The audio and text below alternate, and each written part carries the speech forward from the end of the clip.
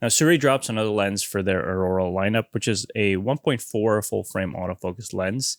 And they first released the 85mm, and now they have this 35mm, which is a great focal length, great versatile lens that packs a lot of value for the price. So let's start with build quality. If you've seen my 85mm Aurora review, this is basically the same build structure and quality. You have almost all the same physical features: the iris ring, focus ring, autofocus, manual focus toggle, declick toggle, and a custom button.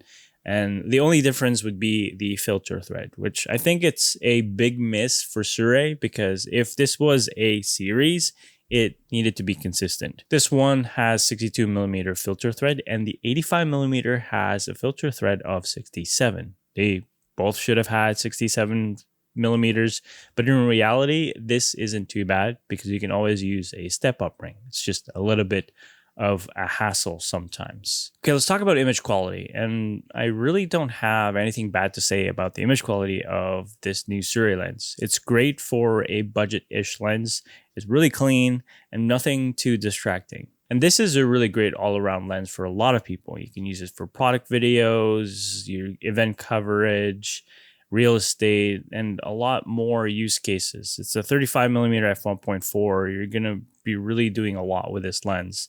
No doubt that you can easily use this on any paid gigs, most paid gigs, without any issues. Now, if you're looking for character, there are a plethora of cine lenses to choose from budget to high end. There's also anamorphic lenses, but again, this lens is perfect for a lot of use cases because it's clean.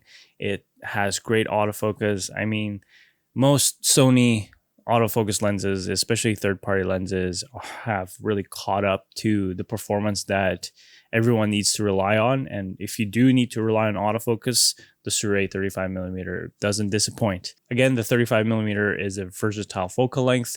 This is the prime lens to get, especially if this is your first one. And I'm sure a lot of photographers and filmmakers would recommend getting a nice 35mm. The minimum focus distance is quite close, and it's more than enough, especially for professional use, especially for a 35mm. And the flaring looks decent as well. And I actually would want to use this creatively if I needed to. It's got this rainbow-ish character to it, or something like prism-like, so I'm really tempted to use it for something cool and creative. The bokeh looks nice. It's got this really pleasing, dreamy vibe to it, and it's not like, again, it's not too much. It's still clean, but I don't know, it's just, maybe it's the lighting that was hitting the plants, or the whole lighting of this scene. But yeah, even if the aperture is closed down, it's a full frame lens, so you get enough bokeh to your liking, even if at f4 or like f5.8, still looks great. Honestly, I've really got nothing else much to say about this, but another great lens by Sirui. And here's more footage, and you decide for yourself if it's good or not.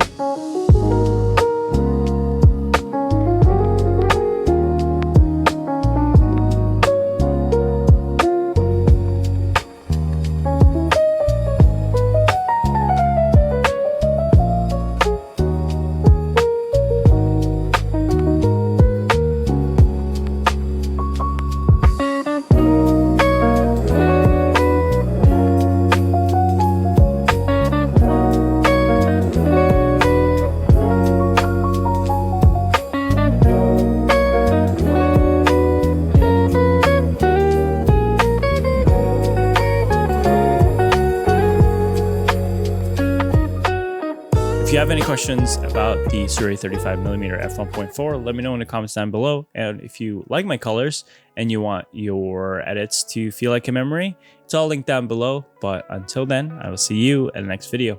Peace.